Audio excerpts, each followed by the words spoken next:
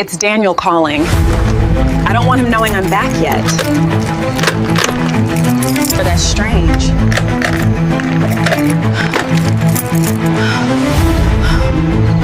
Excuse me, ma'am. The key snapped against the lock. Amara froze. She tried again, pushing the key deeper and twisting harder. The metal refused to turn. That's strange, she muttered. Her suitcase stood beside her on the quiet street, dust from the long bus ride still clinging to its wheels. 3 years. 3 long years working double shifts in a foreign hospital, so she could come back to this moment. Home. Or, at least, what she thought was home. Amara stepped back and stared at the door of the pale yellow house. Nothing looked exactly wrong, yet everything felt different. The porch light was new. The garden flowers weren't the ones she planted before leaving. Even the curtains behind the window were a color she had never chosen. Her phone buzzed again. Daniel.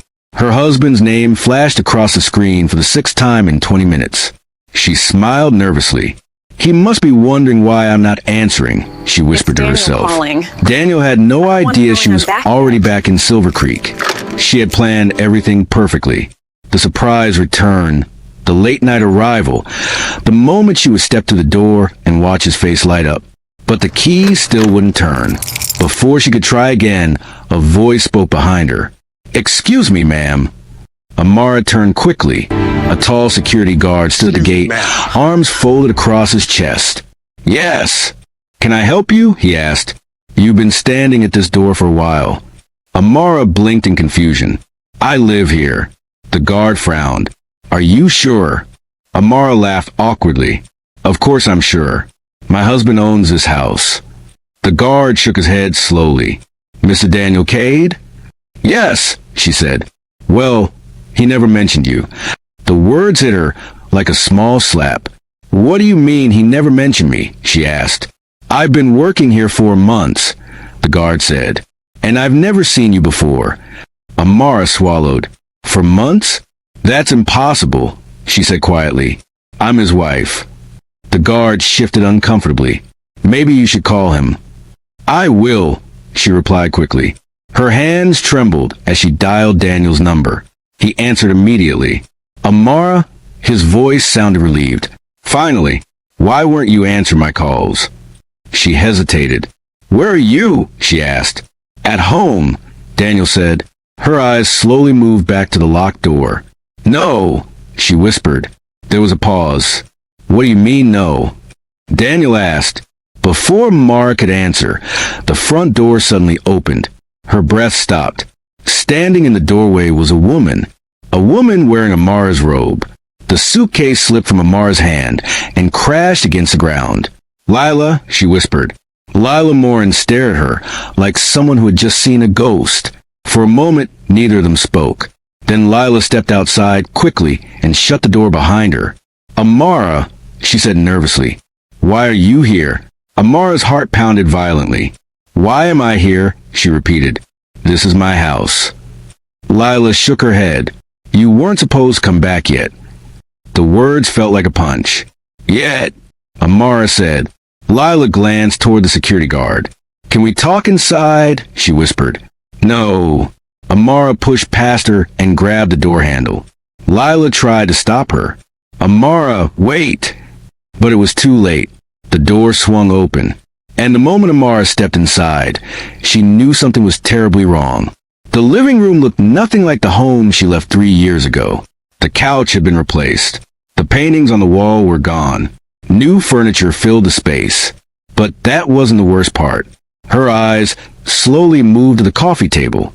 2 mugs sat there. One pink, one black. Daniel hated pink mugs, which meant the pink one belonged to someone else. Amara turned slowly. "Lila," she said quietly, "why are you living in my house?" Lila's lips trembled. "I can explain." "Oh, you will," Amara replied. Her chest tightened as she looked around again.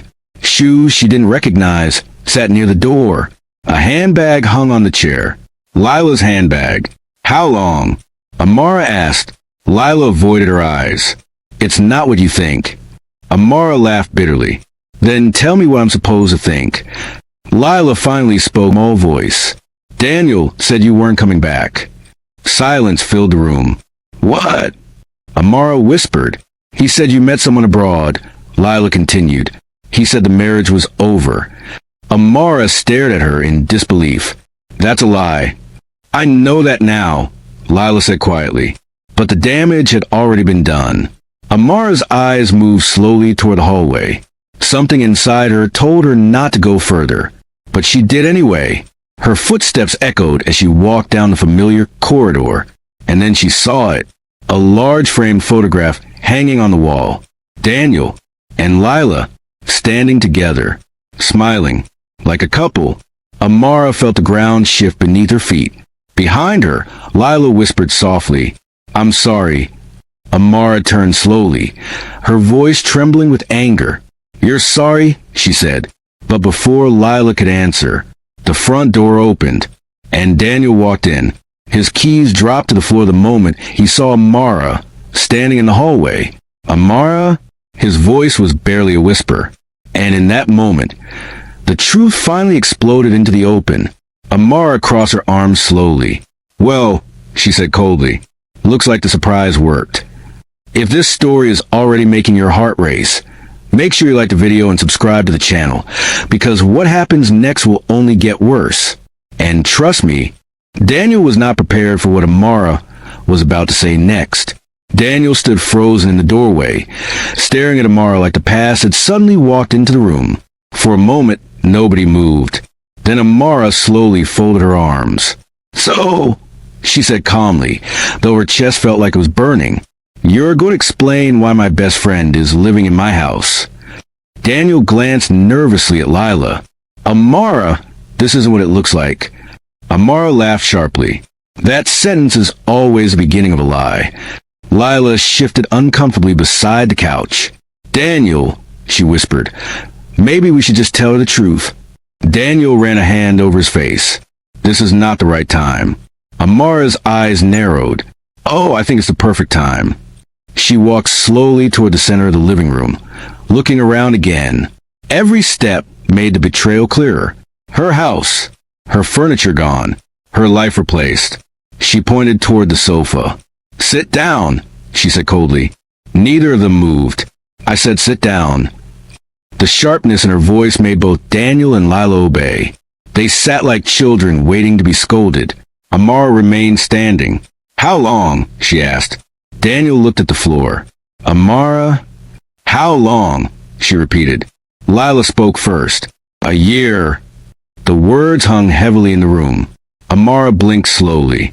A year, she repeated. Lila nodded weakly. At first it wasn't like that, she said quickly. I used to visit Daniel sometimes. He was lonely and... Stop, Amara said. Her voice was dangerously quiet. You used to visit my husband in my house while I was sending money every month to keep this place running. Lila looked down. Daniel finally spoke. You weren't here, Amara. That sentence changed everything. Her head snapped toward him. Excuse me? You left, Daniel continued. 3 years is a long time.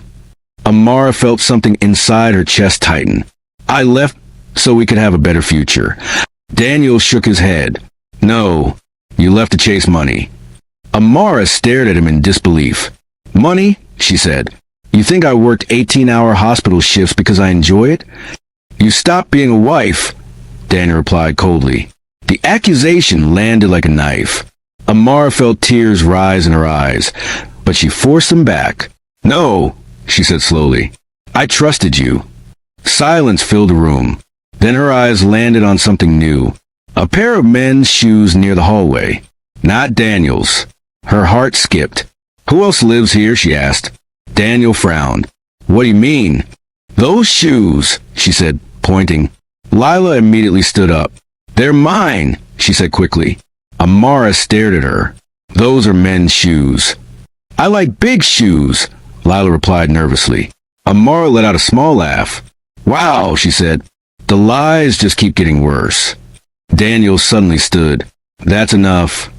No, Amara replied sharply. It's not enough. Not even close. She walked toward the hallway again. "Where are you going?" Daniel demanded. "To see the rest of the house." He moved quickly to block her path. "You don't need to do that." Amara's eyes locked onto his. "Move." Daniel hesitated. That hesitation told her everything. Her heart pounded harder. "You changed the bedroom too, didn't you?" she asked quietly. Daniel didn't answer.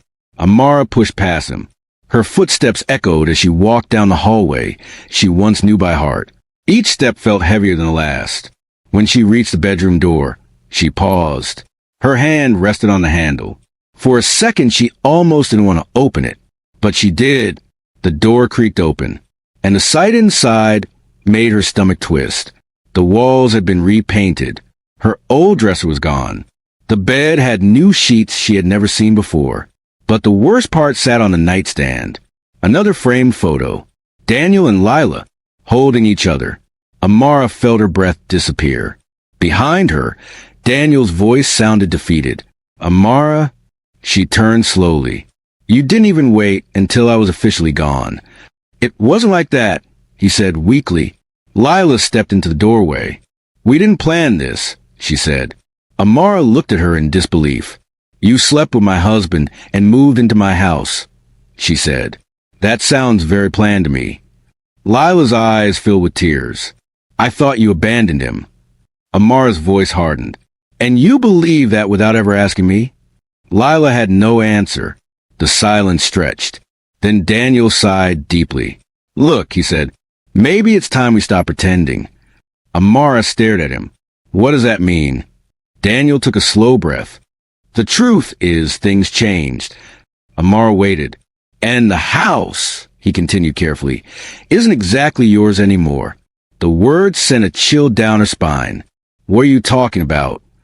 Daniel walked toward the dresser and picked up a folder. "While you were away," he said, "I had to make some decisions." He opened the folder. "Decisions about the property." Amara's eyes narrowed. "What decisions?"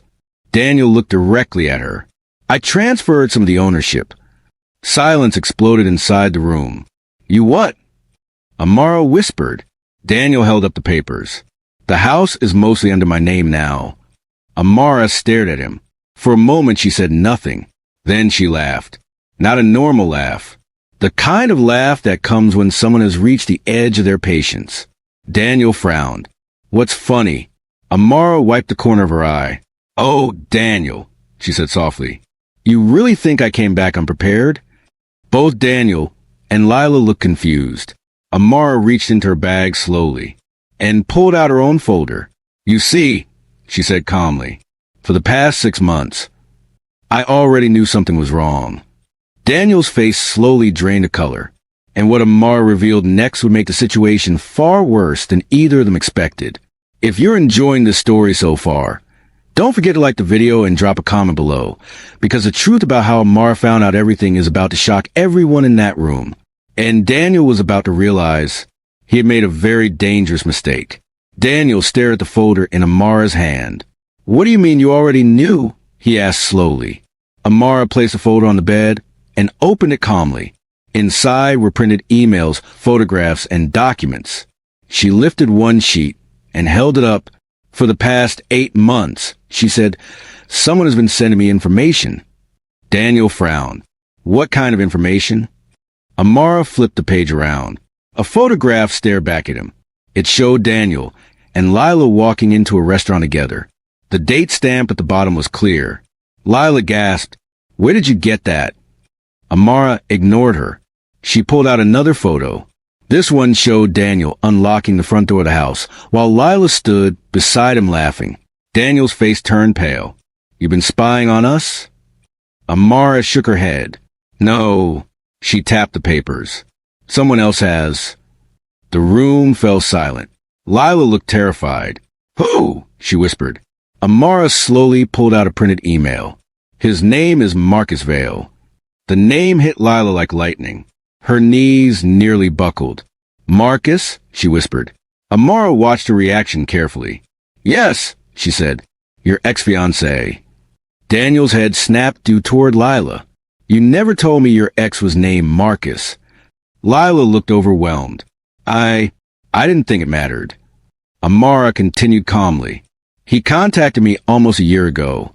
Daniel's voice grew tense. What did he want? Amara shrugged. At first, I thought it was a prank. She lifted another photo, but then the photos kept coming. Restaurant dates, shopping trips, pictures of them laughing on the porch, even one of them holding hands outside a movie theater. Amara looked at Daniel. Very romantic, by the way. Daniel's jaw tightened. You trusted some random stranger over your own husband? Amara laughed quietly. You stopped being my husband the moment you moved my best friend into my bed. Daniel had no response. Lila suddenly sat down on the chair, shaking. Marcus wouldn't do this, she said weakly. Oh, he absolutely would, Amara replied. Because according to him, you were still engaged when this started. Daniel turned slowly. You were engaged?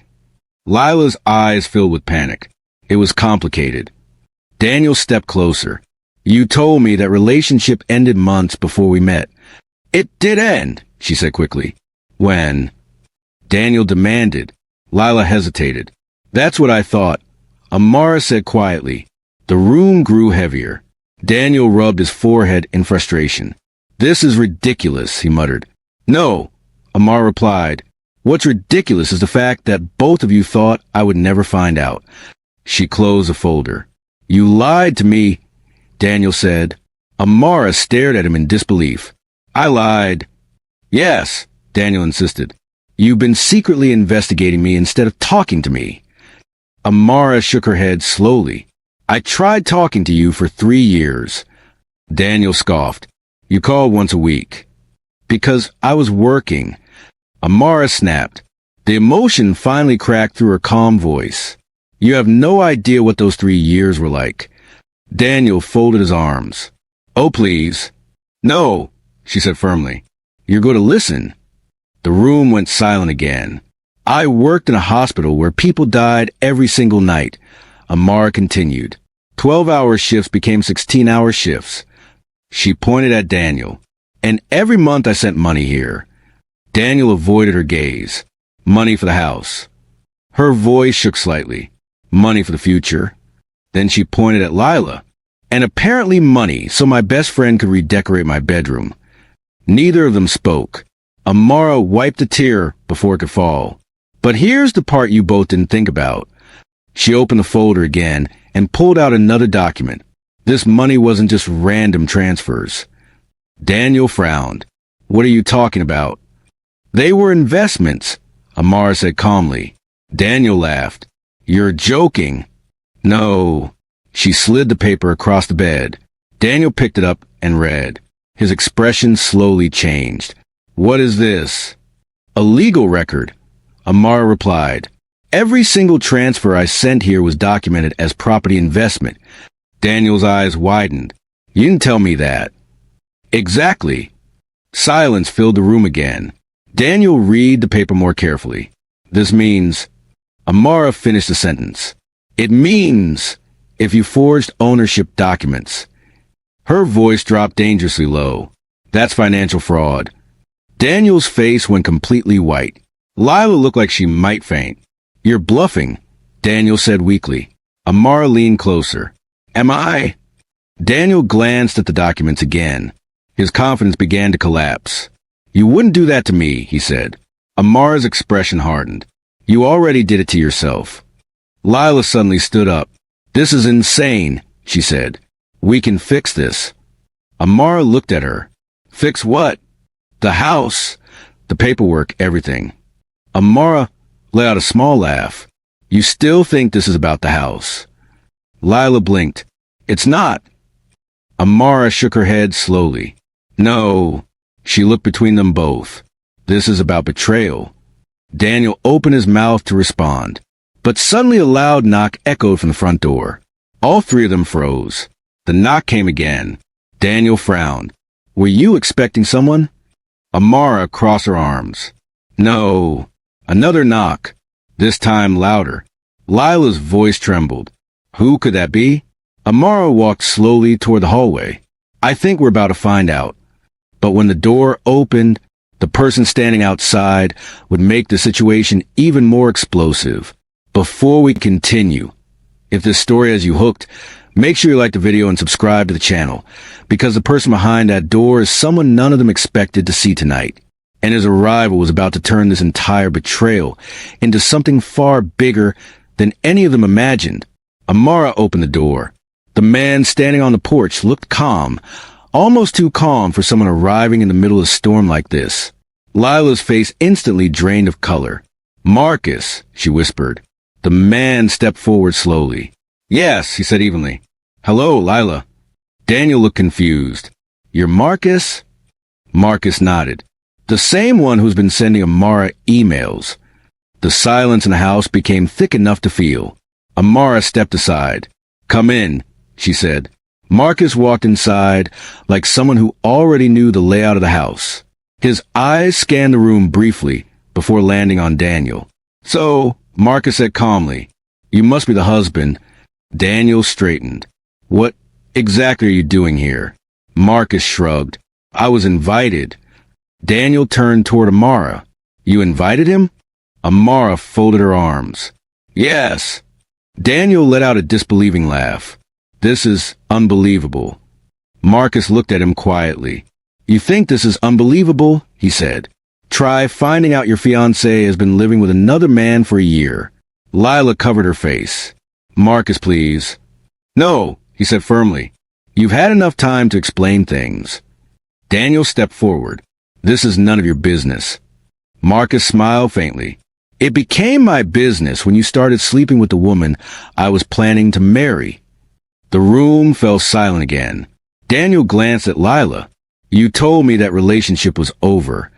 "It was," Lila insisted weakly. Marcus shook his head. "No, it wasn't."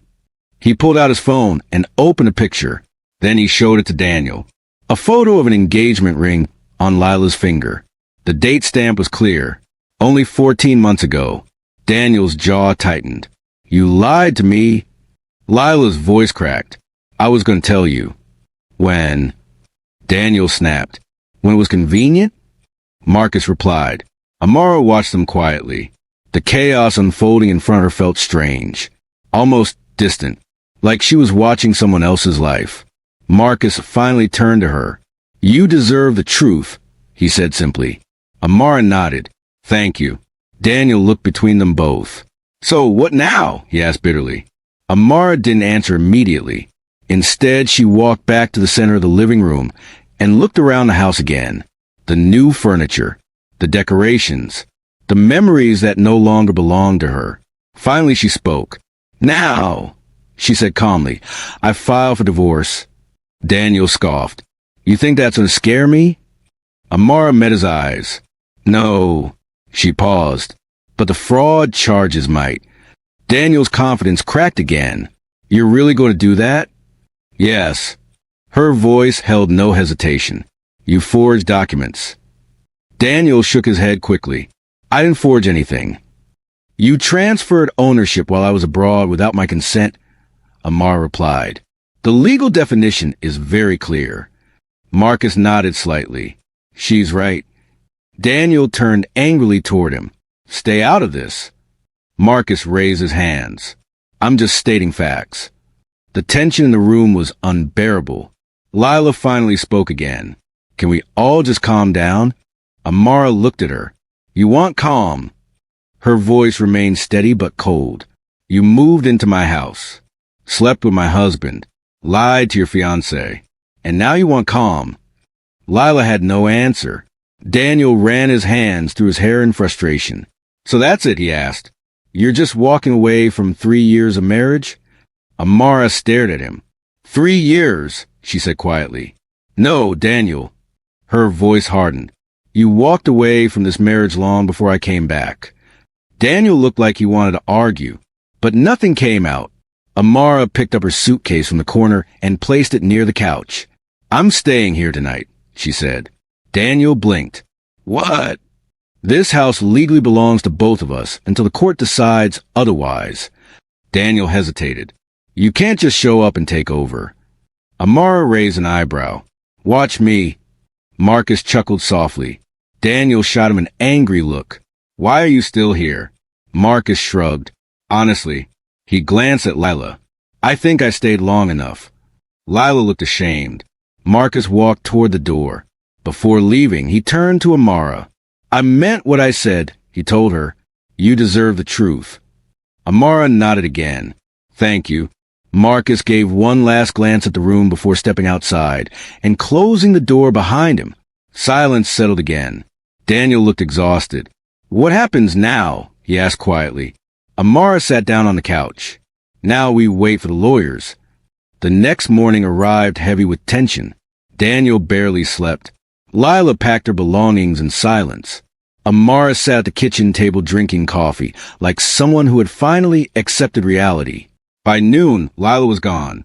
Daniel stood near the door, holding his keys. You're serious about this? He asked. Amara looked up. Yes. He hesitated. I made mistakes.